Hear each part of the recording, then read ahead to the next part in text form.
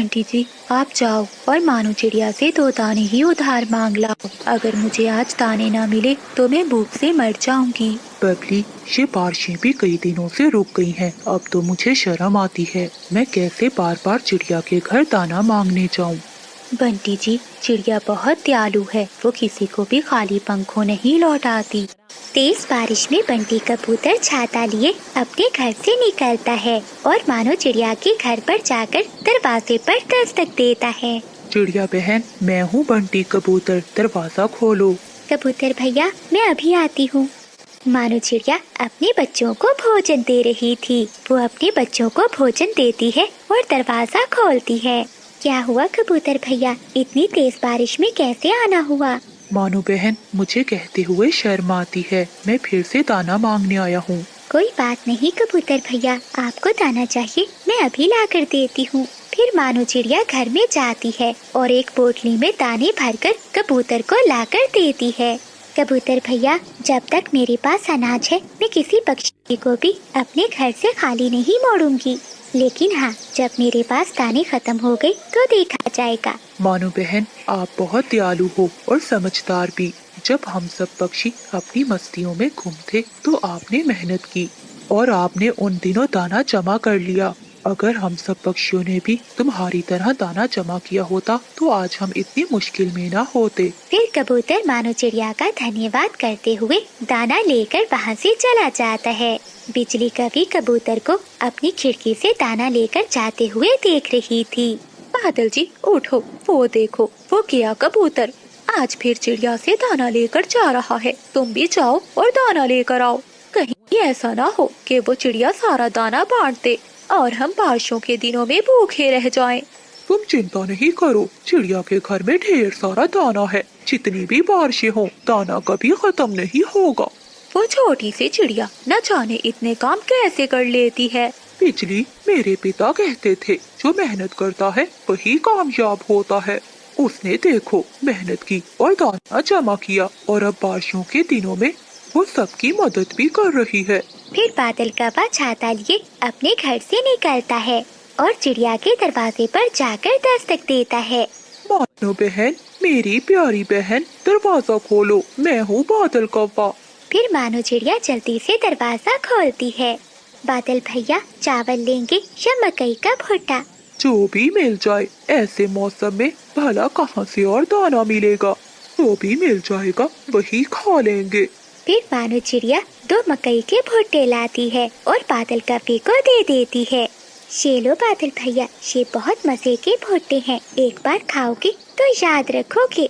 ये मकई के भुट्टे मैं किसान के खेत से लाई थी। चिड़िया बहन, तुम्हारा बहुत बहुत धन्यवाद।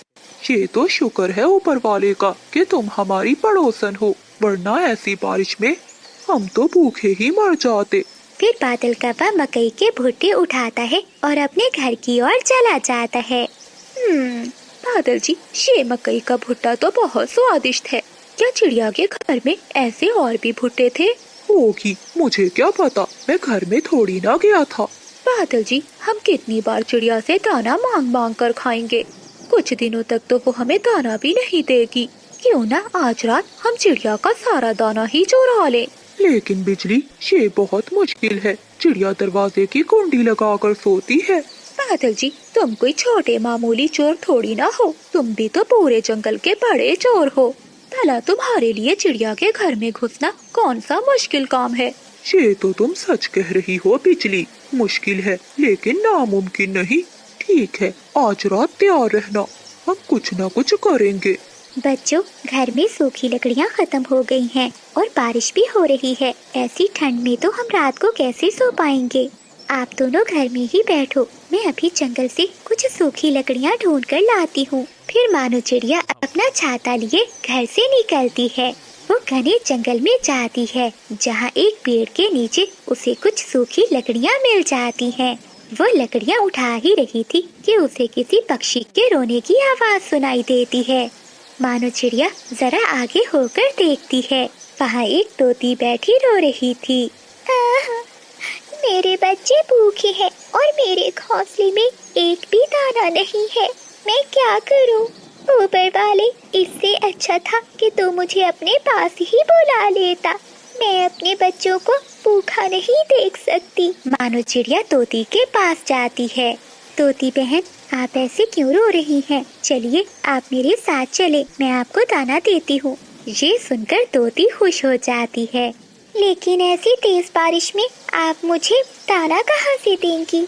तुम उसकी चिंता मत करो, मैंने पहले ही दाना जमा करके रखा हुआ था।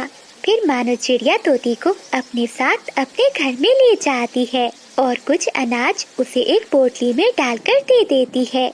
ऐसे रात भी हो जाती है, लेकिन बारिश तो रुकने का नाम ही नहीं ले रही थी। रात को तेज बारिश में बादल कौवा और बिजली कौवी अपने घर से निकलते हैं और वो चिड़िया के घर के पास जाकर बैठ जाते हैं। बादल जी, चिड़िया का दरवाजा तो बंद है, वो देखो खिड़की खुली है, तुम जाओ खिड़की से ही चले जाओ। ठीक है बिजली, तुम ध्यान रखना। फिर बादल कौवा खिड़की से चिड़िया के घर में घुस जाता है। जान बचाकर चिड़िया के घर से भाग जाता है। घने जंगल में एक बूढ़ी कौवी रहती थी, जिसकी 2 बेटियां थीं। एक का नाम था बिजली और दूसरे का नाम था गुलाब। जैसा था नाम वैसा था रूप। उनकी लड़ाई की वजह से पास कोई पक्षी भी नहीं बैठ सकते थे। क्या बात है तुम्हें? कितनी बार कहा है कि मेरे मेकअप को पंख मत लगाना। परंतु बिजली, मैंने तुम्हारे मेकअप को पंख नहीं लगाया, मैं तो अपना मेकअप ढूंढ रही हूँ। बस बस सुन ले तू, बिल्कुल झूठ मत बोलना। क्या मैं झूठी हूँ? अब तो देख। तभी जंगल से बूढ़ी कौवी लकड़ियाँ लेकर घर के बाहर आती है। फिर से शुरू हो गई ये दोनों, कभी भी मुझे सुख का सांस नहीं लेने दिया। सुनो राजकुमारियों, अपनी लड़ाई बंद करके मुझे थोड़ा पानी पिला दोगी? क्या मेरी बात तुम दोनों को सुनाई दे रही है? अंदर तो बिजली और गुलाब आपस में लड़ाई कर रही थी। ए जंगल की परी, मेरे बारे में सोचो, मैं इन दोनों का क्या करूं? कौवी की बेटियां तो हर समय लड़ती रहती थी। उसे तो बस यही चिंता सताई जा रही थी कि उनकी बेटियों की शादी कैसे होगी। शाम को कौवे वाले उन दोनों को देखने आते हैं। अरे वाह वाह बहन, तुम्हारी बेटियां तो बहुत सुंदर हैं। लेकिन बहन, हमें 2-2 सोने के हार चाहिए। क्या बहन जी, 2-2 सोने के हार? मैं सोने के हार भला कहाँ से लाऊंगी? मैं तो जंगल से लकड़ियाँ चुन कर लाती हूँ, वही बेचकर घर का गुजारा करती हूँ। फिर भला कहाँ से लाऊंगी मैं सोने के हार? हाँ बहन जी, समझ गई मैं, हम भी मजबूर हैं, क्या करें, चलिए जी चले। ये कहते हुए कौवे वाले वहाँ से चले जाते हैं। ए जंगल की परी, हमें सुंदर तो बना दिया, लेकिन अमीर बनाना भूल गई क्या? क्या हुआ मानो परी, आप इतनी उदास क्यों हैं? तोते, जब देखो ये कौवियाँ मुझे ही दोष देती रहती हैं। तो फिर परी जी, आप उनकी इच्छा पूरी क्यों नहीं कर देती? लेकिन तोते, क्या जो चाहता है उसे हर समय वही देना संभव है? परी जी, एक बार कोशिश तो करके देखिए। ठीक कहा तोते, अब 2 मिनट के लिए वो जो भी चाहेंगी उन्हें वही मिलेगा। तेरे नाम की तरह तुझ में भी कांटे हैं, भला कौन तुझसे शादी करेगा? तो तू भी अपने नाम की तरह तेज है, भला तुझसे कौन शादी करने वाला है? अच्छा, मैं चाहती हूँ तेरी शादी किसी अंधे से हो जाए। मुझे ऐसा कहा तो मैं चाहती हूँ कि तेरी शादी किसी लूले लंगड़े से हो जाए। जो ये मांग रही हैं, इन्हें मिल जाए। जंगल की परी का ऐसा कहते ही उनके घर के बाहर तो कौवे आ जाते हैं। हम आ गए। अरे अरे, कौन हो तुम? मैं एक लंगड़ा हूँ, तुमने ही तो कहा था कि मुझसे शादी करनी है, और मैं अंधा हूँ, देख नहीं सकता, शादी करने आया हूँ। क्या दीदी, हमारी बातें तो सच हो गई। तो क्या छोटी, अब हमें इनसे शादी करनी पड़ेगी? नहीं, कभी भी नहीं, कभी भी नहीं। तभी उन दोनों की माँ बाहर आती है। मैं जानती थी, ये तुम हर समय जो एक दूसरे को शराब देती हो, एक दिन तुम दोनों को लगेगा जरूर। तुम्हें कितनी बार कहा है कि जंगल की परी सब सुनती है, लेकिन तुम दोनों भला कहाँ मेरी सुनती हो? माँ, अब क्या होगा? बेटी, ये जंगल की परी का आदेश है, अगर ऐसा ना होता तो ये दोनों यहाँ कैसे आते? अब तुम दोनों को इन कौवों से शादी करनी ही होगी। ए जंगल की परी, कितना कुछ मांगा था तब तो नहीं सुना। हाँ दीदी, सुना भी तो क्या। फिर उन दोनों बहनों की शादी उन कपों से हो जाती है। ऐसे ही कुछ दिन बीत जाते हैं। तो बादल जी, क्या सोचा आपने? घर का गुजारा कैसे होगा? मैं सोच रहा हूँ बिजली कि मैं फिर से टोकरियाँ बनाना शुरू कर दूँ, लेकिन सोच रहा हूँ कि उन्हें बेचने कैसे जाऊँगा। बादल, तुम चिंता क्यों करते हो? तुम बस टोकरियां बनाओ, उन्हें बेचने मैं जाऊंगी बाजार।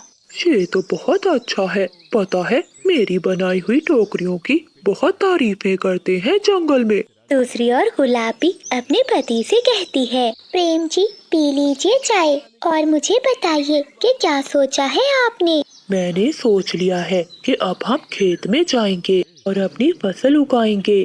लेकिन प्रेम जी, हमें खेत कहाँ से मिलेगा। गुलाब, तुम चिंता नहीं करो, खेत है मेरे पिताजी का, बस तुम्हें मेरे साथ काम करवाना होगा। हाँ पति जी, काम तो करना ही होगा, वरना भूखे पेट मरना पड़ेगा। पता है बादल जी, सच में आप बहुत सुंदर टोकरियां बनाते हैं। मैं ये 5 टोकरियां लेकर बाजार जा रही हूँ। ऐसा कहते हुए बिजली का भी वो टोकरियां लेकर बाजार चली जाती है। दूसरी ओर गुलाबी अपने पति के साथ खेतों में काम करवाती है। माँ, जरा आकर देखो, आपकी छोटी बेटी जो 1 गिलास पानी भी उठकर नहीं पीती थी, आज वो कितना काम कर रही है। बताओ गुलाब, और कितना काम बाकी है? हाँ हाँ, बस थोड़ा सा ही। अच्छा मुझे बताइए प्रेम जी कि हम किसकी खेती करेंगे।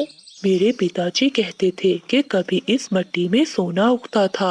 अब तुम ही बताओ कि क्या खेती की जाए। हाँ, याद आया पति जी, धान। धान ही तो असली सोना है। लेकिन गुलाब, उसमें तो काफी मेहनत लगेगी, लगाना झाड़ना। देखिए प्रेम जी, अगर जंगल की परी ने हमारे भाग्य में लिखा है तो मेहनत तो करनी ही होगी। ऐसे गुलाब और बिजली के दिन गुजरते हैं। बिजली का भी मेहनत करके बाजार में टोकरियां बेचती है, तो दूसरी ओर गुलाब दिन रात मेहनत करके धान की फसल उगाती है। और ये सब चिड़िया परी अपने जंगल के परिस्तान में देख रही थी। आइए आइए, ले जाइए 10 रुपए की टोकरी, 10 रुपए की टोकरी। आइए आइए, देखिए बासमती चावल है, असली बासमती चावल। जल्दी जल्दी आइए, ले जाइए चावल। बड़ी दीदी, अब मुझे समझ में आया कि हमारी माँ ने कितनी तकलीफें उठाई होंगी। तो ठीक है गुलाब, कल माँ से मिलने चलते हैं। अगले दिन वो दोनों बहनें अपनी माँ से मिलने घर आती हैं। बिजली का भी अपनी माँ से कहती है, माँ, अब तो बहुत बूढ़ी हो गई है, कल से तो लकड़ियाँ चुनने जंगल नहीं जाएगी। बिजली, ऐसे कैसे हो सकता है? तो फिर मेरा घर कैसे चलेगा? माँ, आपकी दोनों बेटियाँ अब कमाने लगी हैं। आज से हम दोनों बहनें आपके खाने पीने की जिम्मेदारी लेते हैं। ये सुनकर बूढ़ी का भी बहुत खुश होती है। देखिए मानो परी जी, अब ये दोनों बहनें आपस में लड़ाई नहीं करती है, बल्कि दिन रात मेहनत करती हैं। अब तो ये अपनी माँ की जिम्मेदारी भी ले रही हैं। आप भी इन दोनों के लिए कुछ कीजिए ना। ठीक है तोते, ये दोनों जो चाहेंगी वही पाएंगी। बेटी, मुझे तुम दोनों की बहुत चिंता होती है। माँ, तुम चिंता नहीं करो, हम दोनों बहनें मेहनत करके अमीर हो जाएंगी। जो ये मांग रही है इन्हें मिल जाए। मानो परी के ऐसा कहते ही वो दोनों बहुत अमीर हो जाती हैं। उन दोनों बहनों को समझ में आ जाता है कि कभी कभी जो चाहे वो मिल जाता है। अब वो दोनों यही प्रार्थना करती हैं कि जंगल की परी उनके पतियों को ठीक कर दे। जिसके बाद मानो परी एक वैद्य के भेष में आ जाती है। मैंने सुना है कि आप दोनों बहनें अपने पतियों को स्वस्थ करना चाहती हैं, इसीलिए मैं आपके पास आई हूँ। हाँ हाँ, हम यही चाहते हैं कि हमारे पति ठीक हो जाएं। तो ठीक है, बदले में तुम दोनों बहनों को अपना सब कुछ खोना पड़ेगा। हाँ हाँ, ठीक है। फिर मानो परी उन दोनों को एक एक दवा की बोतल देती है। ये दवा अपने पतियों को रात में पिला देना, सुबह होते ही सब ठीक हो जाए। फिर बिजली का भी अंडे लेकर रसोई में चली जाती है।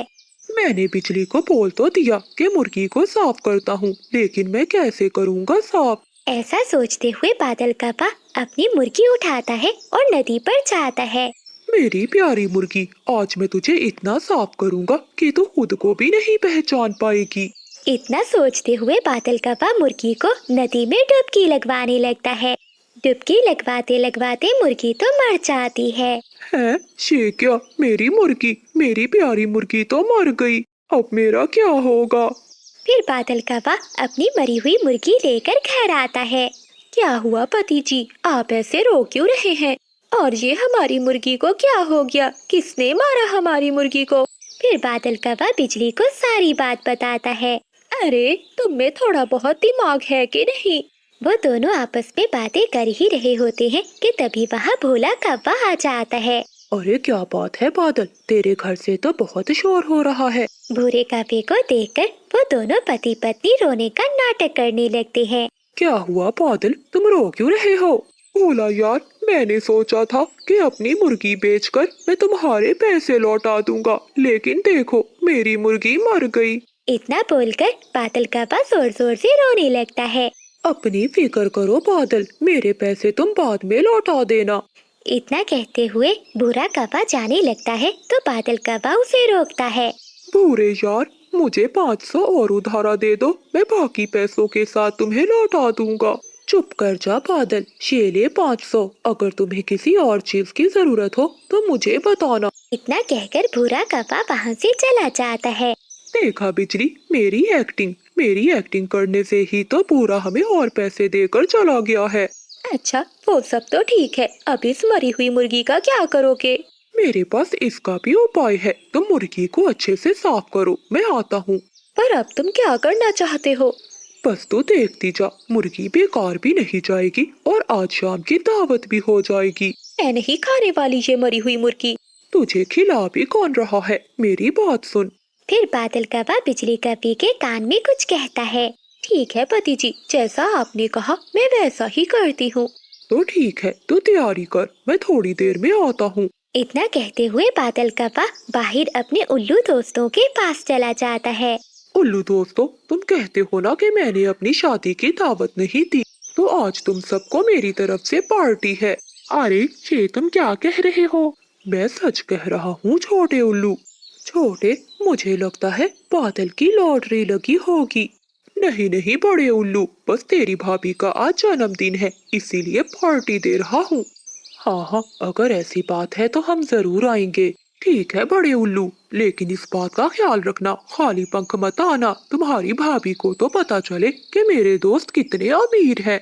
अरे अरे कपी, ये कैसी बात कर दी तुमने? भला हम भाभी के जन्मदिन पर कैसे खाली पंखों आएंगे? तो ठीक है, मैं चलता हूँ, तुम तीनों शाम को आ जाना। इतना कहकर बादल कौवा अपने घर को लौट जाता है। बादल जी, मान गए आपके दोस्त? मानेंगे क्यों नहीं, एक नंबर के लॉफर हैं, खाने के पीछे तो वो बहुत भुक्कड़ है। रात हो जाती है। आ गए तुम तीनों? ये तुम कैसी बातें कर रहे हो बादल? भाभी जी का जन्मदिन है और हम ना आते? वैसे भाभी जी हैं कहाँ? वो तुम्हारे लिए भोजन बना रही है, तुम तीनों बैठो, मैं अभी आता हूँ। ऐसा कहते हुए बादल कौवा रसोई में बिजली कौवे के पास जाता है। अरे क्या हुआ बिजली, अभी तक मुर्गी पकी क्यों नहीं? अरे, मरी हुई मुर्गी भला थोड़ी ना जल्दी पकती है। तुम अपने दोस्तों के पास बाहर जाकर बैठो, जब पक जाएगी तो मैं ले आऊंगी। बड़े भैया, मुझे तो बहुत भूख लगी है। बादल यार, अभी तक भोजन नहीं बना। हाँ हाँ, बस पकने ही वाली है, दरअसल वो देसी मुर्गी है ना, इसलिए। अच्छा, मुझे ये बताओ, तुम तीनों अपनी भाभी के लिए गिफ्ट लाए हो ना? फिर तीनों उल्लू अपना अपना गिफ्ट कौवे को देते हैं। बिजली कौवे भी खाना बनाकर ले आती है। अरे वाह वाह भाभी, कितनी मजे की खुशबू है। फिर वो तीनों उल्लू खाने पर टूट पड़ते हैं। वो पलक झपकते ही सारा भोजन खत्म कर देते हैं। क्या बात है भाभी, बहुत स्वादिष्ट खाना बनाया है आपने।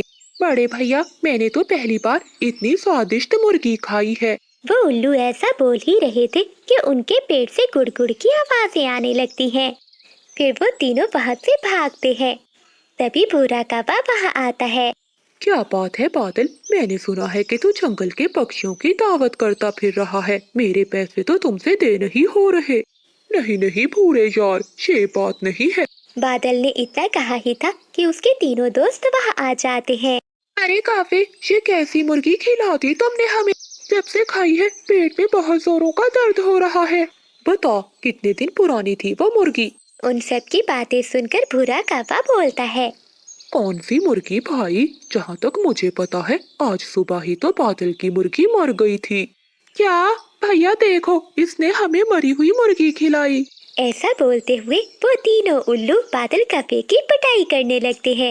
छोड़ दो दोस्तों, छोड़ दो, गलती हो। माँ, अगर काम खत्म हो गया है तो पहले आकर पानी पी लीजिए, गर्मी बहुत ज्यादा हो रही है। मीना बेटी, आप इतनी गर्मी में खेत में क्या करने आई हो? आपको पता है ना कि आपसे ज्यादा गर्मी सहन नहीं होती। अगर तुम बीमार हो गई तो मैं क्या करूँगी बेटी? माँ, मुझे कुछ नहीं होगा। अगर आप इतनी गर्मी में काम कर सकती हैं, तो क्या मैं घर से पानी नहीं ला सकती? अब चलिए जल्दी से पेड़ की छांव के नीचे बैठकर पानी पी लीजिए। फिर मानो चिड़िया अपनी बेटी मीना के साथ पेड़ के नीचे बैठ जाती है। बेटी, अब तुम घर जाओ, मैं खेत का काम खत्म करके शाम तक लौट आऊंगी।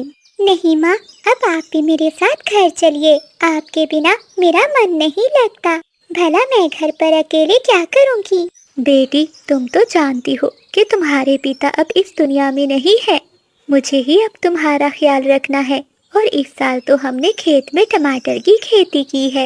अगर मैंने टमाटरों का ध्यान न रखा तो ये सब खराब हो जाएंगे और फिर हमारी सारी मेहनत बर्बाद हो जाएगी। ठीक है माँ, मैं घर जा रही हूँ, लेकिन शाम को समय पर घर लौट आना। और हाँ, समय पर भोजन खा लीजिएगा। फिर मीना चिड़िया अपनी माँ को भोजन देकर घर आ जाती है और वो अपने पिता की तस्वीर को देखकर रोने लगती है। बाबा, आज मुझे आपकी बहुत याद आ रही है। जब माँ खेत पर चली जाती है तो ये घर मुझे बहुत सूना लगता है। ऐसा लगता है कि जैसे मेरा कोई भी नहीं है। तभी चिंकी तोती वहाँ आती है। मीना, तुम रो क्यों रही हो? क्या हुआ? किसी ने कुछ कहा? चिंकी, मुझे अपने पिता की बहुत याद आ रही है। ऊपर वाले ने मेरे पिताजी को क्यों छीन लिया?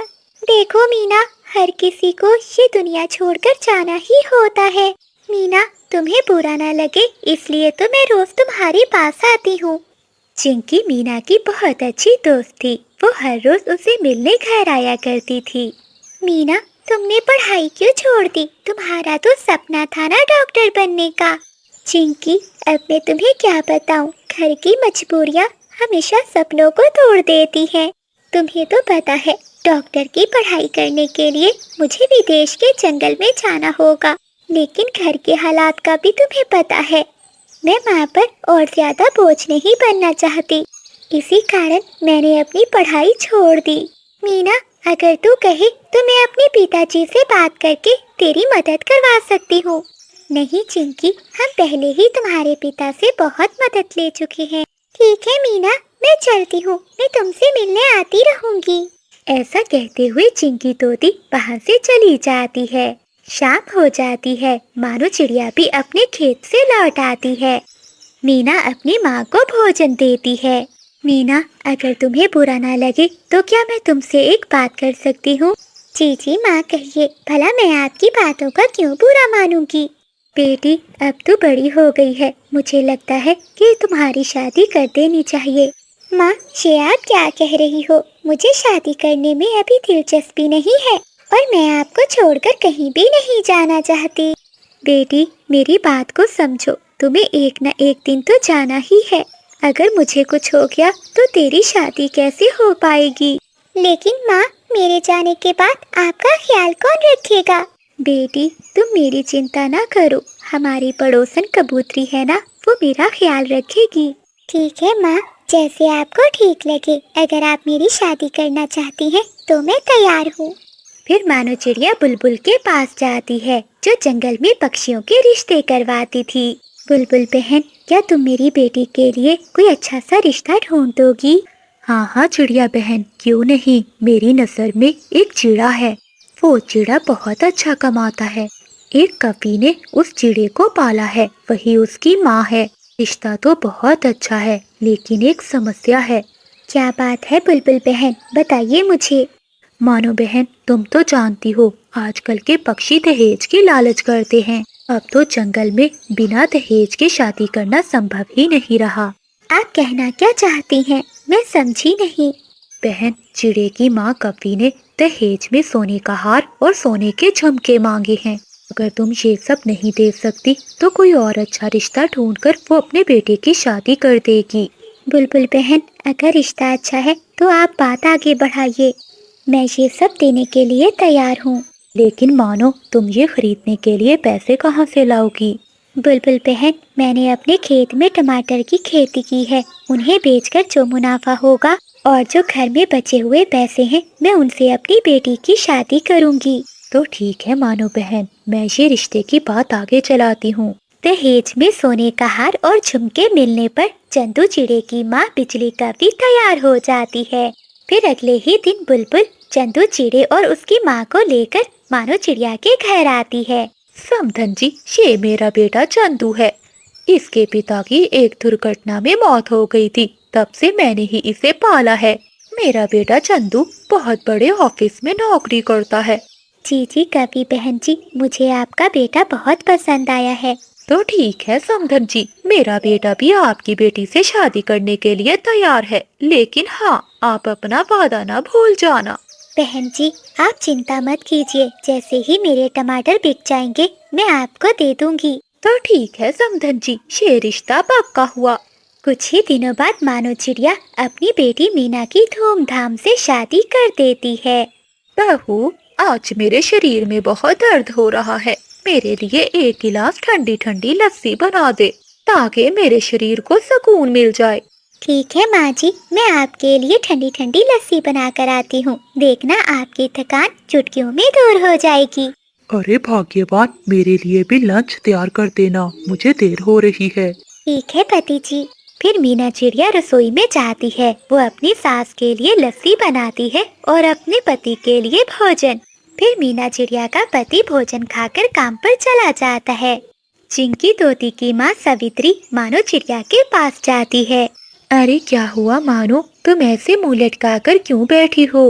अरे सवित्री बहन, आप मुझे बुला लेती, मैं आ जाती। आपने यहाँ आने का कष्ट क्यों किया? ये तुम कैसी बातें कर रही हो? दोस्ती में अमीरी गरीबी नहीं देखी जाती। अच्छा, मुझे ये बताओ कि तुम उदास क्यों बैठी हो? क्या बताऊं सवित्री बहन, जब से मीना को इस घर से विदा किया है, मेरा किसी भी काम में मन नहीं लग रहा। बस हर समय उसी को याद करती रहती हूँ। मानो बहन, दुनिया की हर माँ अपनी बेटी से बहुत प्यार करती है, लेकिन क्या करें, बेटियां तो पराया धन है। और कुछ दिनों के बाद मेरी बेटी की भी शादी हो जाएगी और फिर मेरा घर भी सूना हो जाएगा। हाँ सवित्री बहन, तुम ठीक कहती हो। ऐसे ही कुछ दिन बीत जाते हैं। मानो चिड़िया अपने खेत में टमाटर की खेती को देखकर बहुत खुश थी। फिर एक दिन जंगल में बहुत बड़ा तूफान आ जाता है और तेज बारिश होने लगती है। बारिशें कई दिनों तक जंगल में होती रहती हैं। जब बारिश रुकती है तो मानो चिड़िया अपने खेत में जाती है। ए ऊपर वाली, ये क्या हो गया? मेरी सारी खेती खराब हो गई। अब मैं समधन जी को क्या मुंह दिखाऊंगी? अगले दिन मानो चिड़िया घर में बैठी हुई थी कि बिजली कव्वी वहाँ आ जाती है। राम राम समधन जी, कैसी हैं आप? समधन जी आप? मैं ठीक हूँ, आप कैसी हैं? सब ठीक तो है ना? समधन जी, लगता है तुम अपना वादा भूल गई हो। रिश्ता पक्का करने से पहले हमने साफ साफ बता दिया था कि सोने का हार और झुमके लेंगे, लेकिन अभी तक तुमने वो हमें दिए ही नहीं। मैं बस वही लेने आई हूँ। माफ करना समधन जी, बारिशों के कारण मेरे खेत के सारे टमाटर खराब हो गए हैं। मेरा बहुत बड़ा नुकसान हो गया है। अच्छा, तो मैं इसमें क्या करूँ? ये बात तुम्हें शादी करने से पहले सोचनी चाहिए थी। तुम्हारे कारण मैंने अपने बेटे की शादी कहीं और नहीं करवाई, वरना तुम्हारी बेटी से मुझे कोई और अच्छी चिड़िया मिल जाती। मैं बस कुछ नहीं जानती, मुझे मेरा हार और झुमके चाहिए। समधन जी, मुझे कुछ दिनों का समय दीजिए, मैं आपको दे दूंगी। तो ठीक है, मैं तुम्हें 1 हफ्ते का समय देती हूँ। अगर मुझे ना दिए तो तेरी बेटी का ऐसा हाल करूँगी कि तू याद रखेगी। नहीं नहीं समधन जी, आप मेरी बेटी को कुछ ना कहिएगा। मैं आपको सोने का हार और झुमके बहुत जल्दी दे दूंगी। ठीक है, चलती हूँ। 1 हफ्ते में पैसे घर में पहुँचा देना। इतना कहकर बिजली का भी वहाँ से चली जाती है और मानो चिड़िया सोच में पड़ जाती है। ए ऊपर वाले, अब मैं क्या करूँ? मैं समधन जी को सोने का हार और झुमके कहाँ से दूंगी? अब तो एक ही हल है, मुझे अपना खेत बेचना ही होगा। अपनी बेटी को खुश रखने के लिए मानो चिड़िया एक हार के बदले अपना खेत उल्लू सेठ को बेच देती है। खेत बेचकर भी मुझे ये एक सोने का हार ही मिला है, अब मैं सोने के झुमके कहाँ से लाऊं? एक काम करती हूँ, मैं ये सोने का हार समधन जी को दे आती हूँ, शायद वो मान जाए। फिर मानो चिड़िया वो सोने का हार लेकर बिजली कवि के घर जाती है। आइए आइए समधन जी, मैं तो हर पल आपका ही इंतजार करती रहती हूँ। मेरे हार और झुमकों का बंदोबस्त हुआ कि नहीं? समधन जी, मैंने अपना खेत बेच दिया, लेकिन बदले में ये एक सोने का हार ही मिला है। झुमके भी मैं आपको जल्द ही ले दूंगी। क्या इसमें सोने के झुमके नहीं है? ऐ ऊपर वाले, पता नहीं मैंने किस भिखारन के घर में रिश्ता जोड़ लिया। मुझे तो अब शर्म आने लगी है तुम्हें अपनी समधन कहते हुए। अच्छा, अब ये सोने का हार देकर यहाँ से दफा हो जाओ और झुमके भी जल्दी ले आना। बिजली का भी मानो से वो सोने का हार लेकर उसे बेइज्जत करके घर से निकाल देती है। झुमके ना मिलने के कारण अब वो मीना चिड़िया पर भी अत्याचार करने लगती है। बहू, अरे ओ बहू, कहाँ मर गई? जल्दी आ। जी जी माँ जी, क्या काम है? चल जल्दी से पूरे घर की अच्छे से सफाई कर और रसोई के सारे बर्तन धो दे। ठीक है माँ जी, मैं अभी कर देती हूँ। मीना चिड़िया बर्तन धो ही रही थी कि तभी उसकी सास आ जाती है। अरे कामचोर कहीं की, अभी तूने ये बर्तन नहीं धोए तो घर की सफाई कब करेगी? माँ जी, बर्तन बहुत ज्यादा थे, धोने में समय लग रहा है। बस कुछ देर रुकिए, मैं घर की सफाई भी कर दूंगी। क्या कहा तूने? मुझसे जुबान लड़ाती है? रुक, मैं तुझे अभी बताती हूँ। बिजली कवि एक डंडा उठाती है और मीना चिड़िया को मारने लगती है। माँ जी, माफ कर दीजिए, मुझे बहुत लग रही है, मुझे छोड़ दीजिए माँ जी, फिर कभी आपके सामने नहीं बोलूंगी। माँ जी, छोड़ दीजिए मुझे। अब बिजली कवि रोज मीना चिड़िया पर अत्याचार करने लगती है। वो छोटी छोटी बात पर मीना चिड़िया को मारने लगती है और मीना चिड़िया का पति भी उस पर अत्याचार करने लगता है। वो भी अपनी माँ की तरह मीना को मारने लगता है। भाग्यवान, मैं कब से इंतजार कर रहा हूँ, भोजन अभी तक बना क्यों नहीं? पति जी 2 मिनट रुकिए, मैं अभी खाना ला रही हूँ। मीना चिड़िया रसोई में जाती है और अपने पति के लिए भोजन लेकर आती है। ये कैसा भोजन बनाया है तुमने? न इसमें नमक है न स्वाद। ऐसा भोजन खाने से अच्छा है कि मैं भूखा ही रहूं। ऐसा कहते हुए चंदू चिड़ा वो गरम गरम भोजन मीना चिड़िया पर फेंक देता है। ये आपने क्या किया? मुझे बहुत जलन हो रही है। माँ, मुझे आपकी बहुत याद आ रही है। तभी बिजली का बीबी वहाँ आ जाती है। अभी तो तुझे माँ के साथ पिता भी याद आने वाले हैं। तेरे साथ तो ऐसा ही होना चाहिए था। फिर चंदू चिड़ा अपनी माँ के सामने मीना चिड़िया को डंडों से मारने लगता है। मीना चिड़िया उनके इस व्यवहार से बहुत परेशान थी, लेकिन उसे क्या मालूम था कि उसके साथ और भी बुरा होने वाला है। अगले दिन बबली कबूतरी मीना चिड़िया के ससुराल में आती है। बहन जी, क्या मीना इसी घर में रहती है? हाँ, इसी घर में रहती है। बताओ क्या काम है? बहन जी, कल रात उसकी माँ की मृत्यु हो गई, इसलिए मैं मीना बिटिया को लेने आई हूँ। क्या वो मेरे सोने के झुमके दिए बिना ही इस दुनिया से चली गई? फिर बबली कबूतरी मीना चिड़िया को लेकर चली जाती है। फिर मीना चिड़िया अपनी माँ को नदी में बहा देती है। माँ, तुम भी मुझे छोड़कर चली गई। तुम्हारे बिना कोई भी नहीं है मेरा। मैं अब जीकर क्या करूँगी? बेटी चुप कर जाओ, ऊपर वाले के राज को कोई नहीं जानता। देखना, एक दिन सब कुछ ठीक हो जाएगा। ऐसे ही कुछ दिन बीत जाते हैं। मीना चिड़िया फिर से अपने ससुराल में आ जाती है। मीना को देखकर बिजली कवि और चंदू चिड़ा आग बगोला हो जाते हैं। आ गई महारानी, इससे अच्छा था कि तू भी अपनी माँ के साथ मर जाती। कम से कम तुमसे हमारा पीछा तो छूटता। हाँ माँ, तुम बिल्कुल ठीक कह रही हो। मुझे भी ये चिड़िया अब पसंद नहीं है और मैं भी इसे एक पल अपने घर में नहीं रखूंगा। पति जी, ये आप क्या कह रहे हैं? मैं आपके बिना कहाँ जाऊंगी? मुझे इस घर से मत निकालिए। तुझे एक बार समझ में नहीं आता बेटा, धक्के देकर निकाल दे इसे यहाँ से। फिर चंदू चिड़ा और बिजली का भी मिलकर मीना चिड़िया को घर से बाहर निकाल देते हैं। ये आप मेरे साथ अच्छा नहीं कर रहे। आप मुझे बहुत बड़ी सजा दे रहे हैं। मैं अब और नहीं जीना चाहती। ज्यादा अत्याचार सहने के कारण मीना अपने होश खो बैठती है और वो पास के कुएं में जाकर छलांग लगा देती है।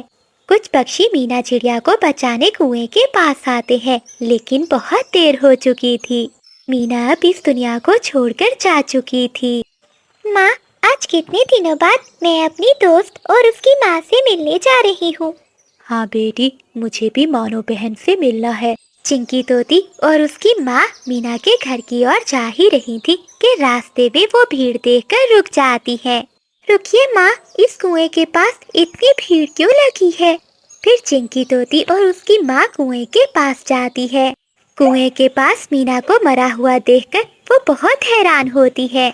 माँ, ये तो मीना है, मेरी दोस्त, मगर इसने कुएं में कूदकर जान क्यों दे दी? पक्षियों, ये सब कैसे हुआ? तोती बहन, हमें ये कुएं के पास चिट्ठी मिली है। मुझे पढ़ना नहीं आता, ये आप ही देखिए। फिर चिंकी तोती वो चिट्ठी लेकर पढ़ती है। मेरा नाम मीना है। जो भी इस चिट्ठी को पढ़े वो मेरी सास और मेरे पति को जरूर सजा दिलवाए। मेरी सास और मेरे पति ने मेरी माँ से दहेज में सोने का हार और झुमके मांगे। जब मेरी माँ सोने के झुमके नहीं दे पाई तो उन दोनों ने मुझ पर बहुत अत्याचार किए। वो मुझे हर रोज मारते थे। मेरी माँ भी मुझे छोड़कर चली गई। मैं भी उन्हीं के पास जा रही हूँ। बेटी, ये मीना के ससुराल वालों का किया धरा है, हम उसे जरूर सजा दिलवाएंगे। चिंकी तोती और उसकी माँ पुलिस को लेकर मीना के ससुराल में जाते हैं। फिर पुलिस उन दोनों को पकड़ लेती है और उन्हें हमेशा हमेशा के लिए जेल में बंद कर देती है। अरे तोते भैया, ये कैसी कैसी रजाइयाँ दिखा रहे हो? जरा अच्छी और मुलायम रजाई दिखाओ। मैडम जी, ये देखिए, ये हमारी दुकान की सबसे अच्छी और महंगी रजाई है। हाँ हाँ, ये रजाई बहुत सुंदर है। ऐसा करो, इसके साथ की 5 रजाइयाँ और दे दो। मम्मा, आप इतनी रजाइयों का क्या करेंगी? हमारे पास तो पहले ही इतनी रजाइयाँ हैं। जगनो बेटा, ठंड का मौसम शुरू हो गया है, इसीलिए इतनी सारी रजाइयाँ ले रही हूँ, ताकि जब एक रजाई पहनकर हम बोर हो जाएं, तो दूसरी रजाई ओढ़ लेंगे। बिजली मालकिन की बात सुनकर उसके घर में काम कर रही मानो चिड़िया सोचती है, ये अमीर पक्षियों की जिंदगी भी कितनी अच्छी होती है। इनके पास कितनी रजाइयाँ हैं और एक हम हैं। एक फटी हुई रजाई से कितनी सर्दियों का मौसम गुजार रहे हैं। मानो चिड़िया मन ही मन में अपने गरीबी के बारे में सोचती है और काम करने लगती है। शाम को काम करके जब वो अपने घर जाती है तो देखती है उसके दोनों बच्चे कांप रहे थे और रो रहे थे। अरे क्या हुआ बच्चों, आप रो क्यों रहे हो? मम्मा, आपने जो हमारी फटी हुई रजाई धूप में रखी थी, आपके जाने के बाद बारिश हो गई और बारिश में हमारी रजाई सारी भीग गई। अब तो वो रजाई खराब हो गई है। हम रात को क्या ओढ़ेंगे? ऐ ऊपर वाले, ये सारी परेशानियां हम गरीबों को ही क्यों दे देते हो? इतनी ठंड में ये फटी हुई रजाई ही तो हमारा सहारा थी। अब मेरे बच्चों का क्या होगा? इनके पास तो गर्म कपड़े भी नहीं हैं। मानो, ऊपर वाले को कोसने से क्या होगा? इन सब का कारण मैं हूँ। अगर मैं ठीक होता तो आज तुम्हें और बच्चों को इतने दुख में ना देखता। मानो चिड़िया का पति अपाहिज था, जिसकी वजह से वो कोई काम नहीं कर पाता था। इसीलिए मानो चिड़िया को बिजली कपी के घर नौकरानी का काम करना पड़ता था। बच्चों, आप यहीं बैठो, मैं कहीं ना कहीं से इंतजाम करके आती हूँ। इतना कहते हुए मानो चिड़िया जंगल में बाजार की ओर निकल जाती है, जहाँ वो देखती है कि काफी सारे सब्जी वाले पक्षी बैठे हैं, जिनके पास ढेर सारी बोरियां रखी हुई थीं। कबूतर चाचा, ये सब्जी की बोरी कितने की है? अरे चिड़िया बहन, ये बोरियां तो हमारे किसी काम की नहीं है। अगर तुम्हें जरूरत है तो तुम ले जाओ। मानो चिड़िया सब्जी वाले कबूतर चाचा से वो बोरियां ले आती है। घर आकर वो उन्हें आपस में सिलकर उनकी एक चादर बना लेती है और वो चादर अपने पति और बच्चों को उड़ा देती है। मम्मा, ये तो बहुत चुभ रही है। बच्चों, क्या करूं? हमारे पास सर्दी से बचने के लिए बस अब एक ही सहारा है। ऐसे ही दिन गुजरते जाते हैं। दिन गुजरने के साथ साथ ठंडी का मौसम भी बढ़ता जाता है। अरे ओ नौकरानी, अभी तक तूने बर्तन नहीं धोए? मालकिन, सर्दी बहुत है। ठंडे पानी में काम करने से मेरे पंख पूरी तरह से सूज गए हैं। क्या मैं पानी को थोड़ा गर्म कर लूं? ओहो, अब इस नौकरानी को बर्तन धोने के लिए गर्म पानी चाहिए। केसर का जो बिल आएगा कौन भरेगा? तेरा बाप। चुपचाप से ठंडे पानी में बर्तन धो और फिर कपड़े भी। अगर ज्यादा चूचू की तो इस महीने की तनख्वाह मैं तुझे अगले महीने दूंगी। मानो चिड़िया को सर्दी में ठंडे पानी से ही काम करना पड़ता है। जब मानो चिड़िया बिजली कवि के घर से काम करके आती है तो देखती है उसके पति चंदू चिड़े की तबीयत बहुत खराब है। ए ऊपर वाले, अब मैं क्या करूं? इनका शरीर तो आग की तरह तप रहा है। इन्हें अकेले छोड़कर मैं कैसे जाऊंगी? अगर काम पर नहीं जाऊंगी तो बिजली मालकिन मेरे 2 दिन की तनख्वाह काट लेंगी। माँ, आप चिंता नहीं करो, आप पापा के पास ही बैठो। आज आपकी जगह मैं जाती हूँ काम पर। लेकिन मीना बेटी, आप अभी बहुत छोटी हो, आप काम कैसे करोगी? कोई बात नहीं माँ, मैं सब कर लूंगी।